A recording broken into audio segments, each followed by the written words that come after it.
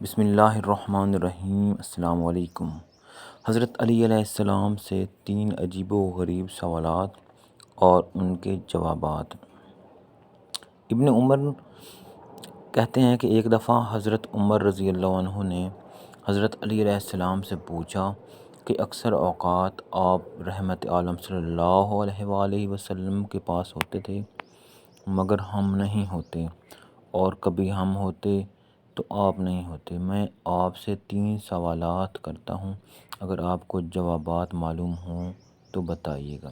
حضرت علی علیہ السلام نے فرمایا، پوچھیے۔ حضرت عمر نے کہا، کسی کو کسی سے محبت ہوتی ہے حالانکہ وہ اس کا کوئی سلوک نہیں دیکھتا، کسی کو کسی سے عداوت ہوتی ہے حالانکہ اس نے اس سے کوئی برائی نہیں دیکھتا۔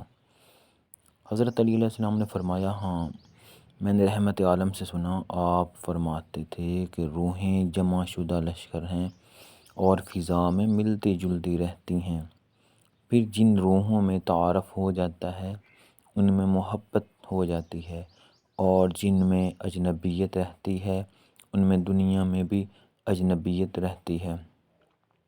حضرت عمر نے کہا، ایک کا تو جواب ہوا۔ دوسرا سوال، حضرت عمر نے کہا، انسان بات کرتے کرتے کوئی بات بھول جاتا ہے، پھر اچانک اسے بات یاد آ جاتی ہے، اس کی کیا وجہ ہے؟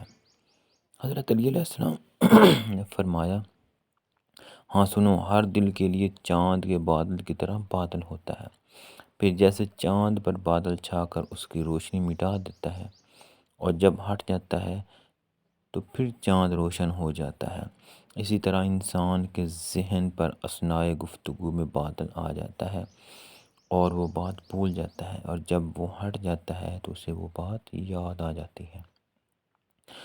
حضرت عمر نے کہا، اس کا جواب بھی ہوا۔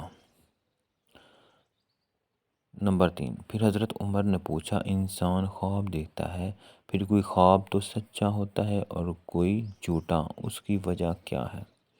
حضرت علی علیہ السلام نے فرمایا کہ جب انسان گہری نیند سو جاتا ہے تو اس کی روح عرش تک چڑھتی ہے، پھر عرش کے ذرے بیدار نہیں ہوتا اور کچھ خواب میں دیکھتا ہے تو اس کا خواب سچا ہوتا ہے ورنہ جھوٹا۔ حضرت عمر نے کہا، الحمدللہ، میں نے موت سے پہلے 3 جوابوں کو پا لیا۔